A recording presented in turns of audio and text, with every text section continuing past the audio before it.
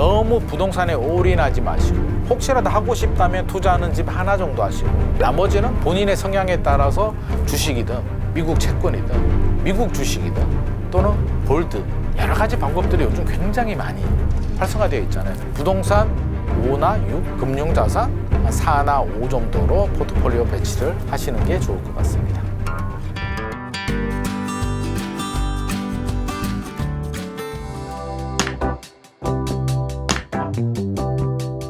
우리가 시대의 흐름은 좀 빨리 캐치를 좀 할 필요가 있습니다. 저는 일본을 따라간다고 생각합니다. 우리 경제가 6.25 전쟁 끝나고 이제 새롭게 성장을 하면서 사실상 미국 자본과 일본 경제 시스템을 도입을 했고 사실 일제강점기 때도 일본 시스템이 그대로 남아서 우리한테 적용이 됐기 때문에 유사한 점이 굉장히 많습니다. 종신고용, 연공서열 사실 일본 문화잖아요. 제가 신입사원 때도 그 문화가 그대로 남아 있었습니다. 당연히 회사 평생 다녀야 되지. 그러니까 주말에도 나와서 너 공부하고 일해야 돼 라는 문화가 있었는데 이제는 많이 달라졌죠. 일본도 장기 침체에 들어가서 일본은 이제 거의 장기 침체 이제 탈출 입구에 지금 서 있고 우리는 이제 출입 입구, 그러니까 일본은 출구에 서 있고 우리는 입구에 서 있는 이제 이런 아이러니한 상황인데 이제 경제가 장기 침체 저성장에 들어간다는 것은 우리가 인정을 해야 됩니다. 장기 침체의 특징이 뭐냐면 양극화입니다. 이제 모두가 잘 사는 시대가 끝났습니다. 한 20년, 30년 전만 하더라도 지방과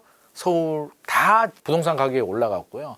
지방도 잘 살았습니다. 제가 학교 다닐 때만 하더라도 공부 잘해서 서울대 가는 친구들은 가고 나머지 친구들은 연대, 고대 굳이 가야 돼? 부산대, 경북대 가면 되지. 취직도 잘 되고 부모님 힘든데 뭐하러 서울 가서 돈을 써? 라는 문화가 있었는데 이제는 완전히 달라졌잖아요. 지방에는 두 가지 대학교가 있죠. 지방대학교와 지방대 의대. 굉장히 심각합니다. 좋은 일자리, 예전에 우리 지금은 이제 스마트폰을 씁니다만 90년대 말 정도 되더라도 2000년대 초반에 삼성 애니콜이라는 휴대폰이 있었습니다. 폴더폰 같은 거 굉장히 유명했습니다. 광고도 많이 하고 안성기 씨 막 광고하고 막 이효리도 광고하고 애니콜이 있었는데 애니콜 공장이 경상북도 구미에 있었습니다. 지금 어디 있나요? 다 베트남으로 갔습니다. 아니면 중국, LG전자도 중국 생산 많이 하고 있죠. 아니면 인도, 현대자동차도 인도 공장도 있잖아요. 최근에는 반도체는 미국, 기업들이 외국으로 나가고 있습니다.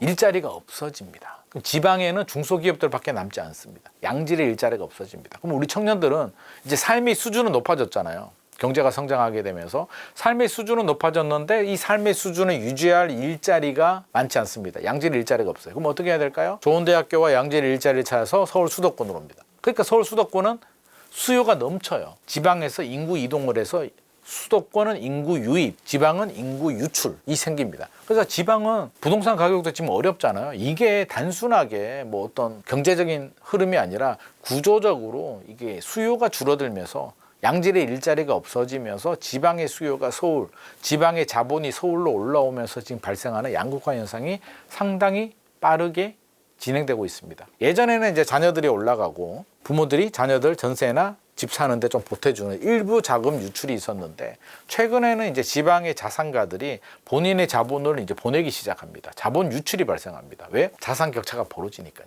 예전에는 같이 올랐는데 이제 지방은 오히려 상업용 빌딩들 내려가는 경우들도 있는데 서울은 계속 올라가다 보니까 팔고 서울로 올라오는 거죠. 이게 격차가 벌어지고 있다는 얘기입니다. 그리고 또 하나 부모님이 이제 나이가 드셔서 이제 상속을 하십니다. 돌아가십니다. 아니면 증여를 하십니다. 그러면 자녀들은 이미 서울 수도권에 올라와서 살고 있습니다. 이제 부모님한테 돈을 받습니다. 상속이나 증여로. 그러면 자녀들은 내가 살았던 우리 부모님의 고향에 투자를 할까요? 아니면 내가 살고 있는 지역에 투자할까요? 서울 수도권에 투자합니다. 그래서 이미 가파르게 늘어나고 있고요. 양극화는. 최근에 부동산 시장 흐름을 보게 되면 올랐다. 6.27 대책 발표, 9.7 공급 대책 발표 이런 얘기를 하는데 생각해보면 우리 동네는 안 올랐는데? 이렇게 얘기하시는 분들 많이 있거든요. 이게 양극화예요. 서울의 한강벨트, 강남 3구, 용산구, 성동구, 마포구, 강동구, 동작구, 여의도, 목동 또는 신축 아파트들 다른 지역에 이들만 올랐고요. 경기도는 과천, 판교 분당 또는 용인 수지, 안양 동안구 정도까지만 올랐습니다.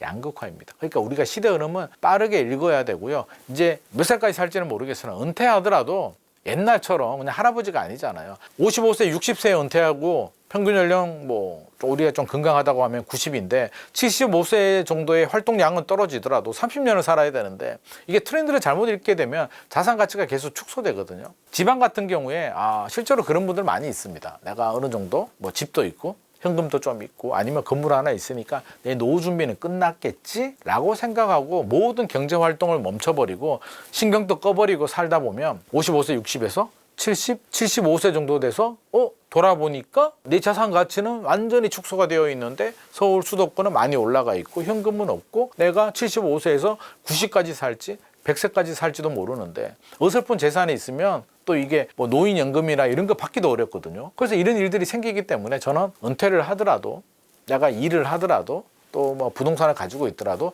시대 흐름 트렌드는 좀 빨리 읽어야겠다. 그래서 적어도 내 집 마련은 어쩔 수가 없죠. 지방에 사는 환경을 바꾸는 건 저는 반대합니다. 내 친구, 내가 가는 시장, 내가 뭐 취미로 하는 텃밭, 동네 친구들 있는 지역에 살아도 되는데 투자에 대해서는 개념이 다릅니다. 우리 동네에 투자할 게 아니라 이제 누는 인구가 줄어들지 않고 공급이 부족하고 양질의 일자리가 있고 주거 인프라 또는 돈이 몰리는 곳들 그쪽 지역으로 투자하는 게 맞을 것 같습니다.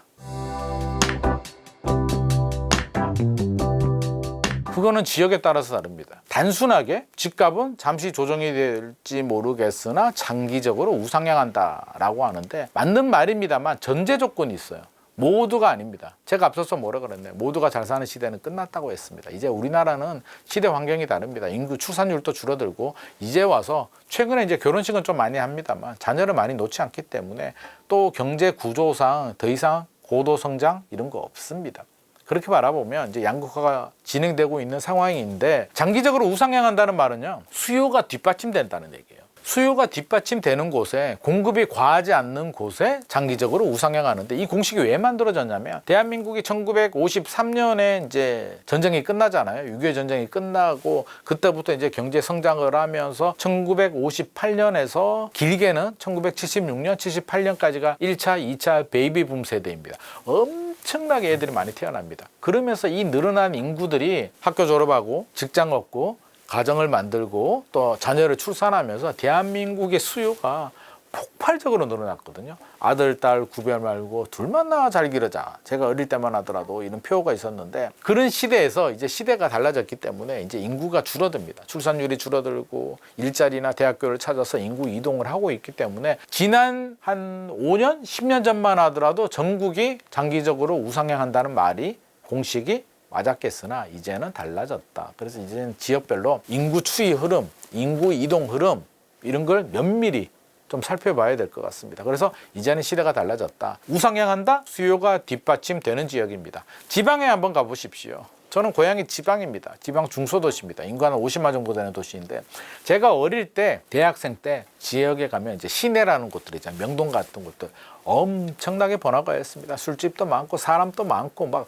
공실이 어디 있습니까? 막 프리미엄 붙고 막 난리 나요. 땅값도 엄청 비쌌거든요. 상업지역에 3.3제곱미터당 뭐 3천만 원, 4천만 원씩 하고 이랬는데 오히려 강남보다도 비쌌을 수도 있습니다. 땅값이. 근데 지금은요. 명절 때 한번 가보면 무섭습니다. 공실이 5집 건너 하나 차 있습니다. 완전 유령 도시처럼 되어 있거든요. 살아날 기미가 없습니다. 왜? 인구가 뒷받침되지 않으니까요. 서울도 20년, 30년 후에 이런 지역들이 발생할 수도 있습니다. 물론 한 10년, 20년은 괜찮겠으나 이게 인구가 그렇게 중요한 거거든요. 그래서 우리가 이제는 시대가 달라졌다. 전제 조건은 수요가 뒷받침되는 지역이다 라는 점은 알고 있어야 될 것 같습니다.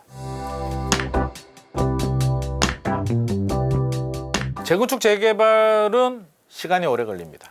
많은 분들이 마치 뭐 도깨비 방망이처럼 뚝뚝뚝 딱 두드리면 금방 뭐 될 것처럼 아는데 계획처럼 진행이 되더라도 15년 정도 걸립니다. 재건축 재개발은. 왜 이렇게 오래 걸리냐면 절차적으로도 굉장히 복잡합니다. 구역 지정도 해야 되고 정비 계획, 추진위 만들고 조합 설립하고 건축 심의 받고 사업 시행 계획 인가 받고 또 뭐 시공사 선정하게 되고 조합원 분양 신청하고 관리 처분 받고 이주하고 착공하고 완공하고 15년 계획처럼 진행이 되더라도 마치 뚝딱뚝딱 뭐 일기 신도시 뭐 2027년 착공 말이 될까요? 착공하고 공사하는 기간만 3, 4년 정도 걸리고요. 이주하는데 2년 걸립니다. 그러니까 관리 처분이 나고 이주하고 완공되는 게 5년, 6년이 걸리거든요. 나머지 기간은 훨씬 더 오래 걸립니다. 이걸 알아둬야 되는데 대부분 사람들은 마치 금방 되는 것처럼 생각합니다. 그럼 역설적으로 지금 나이가 60이에요. 재건축 이제 초기 단계입니다. 이제 처음이에요. 이제 뭐 구역 지정이 됐다. 아니면 추진이 만들고 있다. 15년, 20년 걸릴 수 있잖아요. 내가 60인데 20년 지나면 80이 됩니다. 내 나이 80에 재건축이 돼가지고 새 아파트 입주하는 게 그렇게 즐겁겠습니까?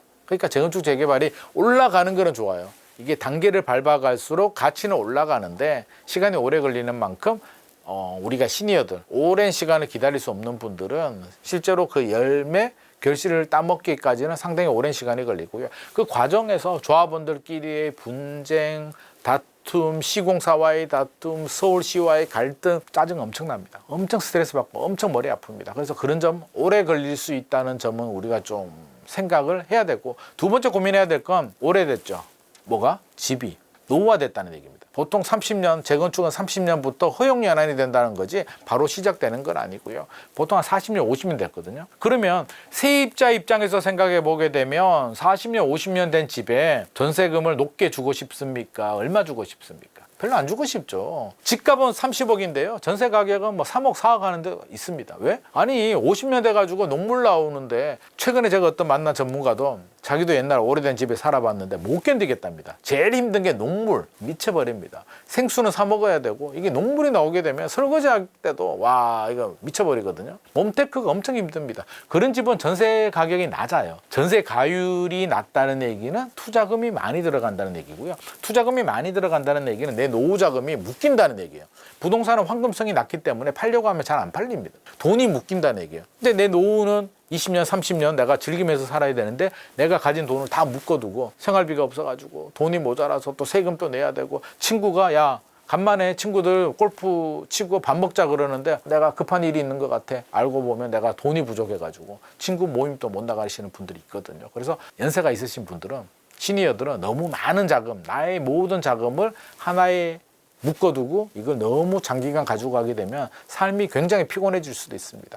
자녀는 뭐 나중에 그걸 상속받거나 증여를 받으면 좋을 수는 있겠으나, 저는 개인적으로 자녀를 위해서 내가 그렇게 고통을 받고 허리끈을 졸라맬 필요는 없고요. 나는 내 나름대로 인생을 최대한 즐기면서 남는 거는 자녀한테 주겠다라는 우리 마음가짐, 마음 자세, 요즘 시대는 이런 게 필요할 것 같습니다. 부동산 리스크는 너무 많은 자금이 묶이는 거는 저는 어떤 경우라도 절대 반대하고요. 이게 주거의 안정이 필수입니다. 그래서 혹시라도 뭐 지방이나 시골에 사시는 분이 자녀를 위해서 어떤 이사를 한다든지 이렇게 주거 환경을 바꾸는 건 저는 절대 반대하는 입장이고요. 내 안정적인 주거 환경은 유지를 하되, 투자는 수요가 줄어들지 않는 곳, 수요가 늘어나는 곳에 일부분 투자를 하는 게 맞을 것 같고요. 또 너무 부동산에 올인하지 마시고, 포트폴리오 차원에서 내가 거주하는 집, 혹시라도 하고 싶다면 투자하는 집 하나 정도 하시고, 나머지는 뭐 수익형 부동산을 해도 좋고요. 본인의 성향에 따라서 주식이든 미국 채권이든 미국 주식이든 또는 골드, 여러 가지 방법들이 요즘 굉장히 많이 활성화되어 있잖아요. 뭐 코인 살짝 하셔도 되고요. 뭐 예를 들어 한 3억 정도 있다라고 하면 코인 한 2천 정도 넣어주시고, 한국 주식 뭐 한 5천 정도 하시고, 미국 주식 5천 정도 하시고, 이거 현금성 흐름, 나머지는 또 뭐 안정된 미국 국채도 좀 투자하시고, 이렇게 포트폴리오를 좀 사서 돈이 필요할 때 있잖아요. 애가 결혼한다, 아니면 갑자기 뭐 이벤트가 생긴다, 친구들이 야 크루즈 여행 한번 가자 해외, 뭐 하면 몇 천만 원 넣어서 또 할 수도 있기 때문에, 그렇게 현금성 흐름도 부동산이 너무 다 올인하지 마시고 이렇게 좀 포트폴리오 전략, 부동산 5나 6, 금융자산 한 4나 5 정도로 포트폴리오 배치를 하시는 게 좋을 것 같습니다.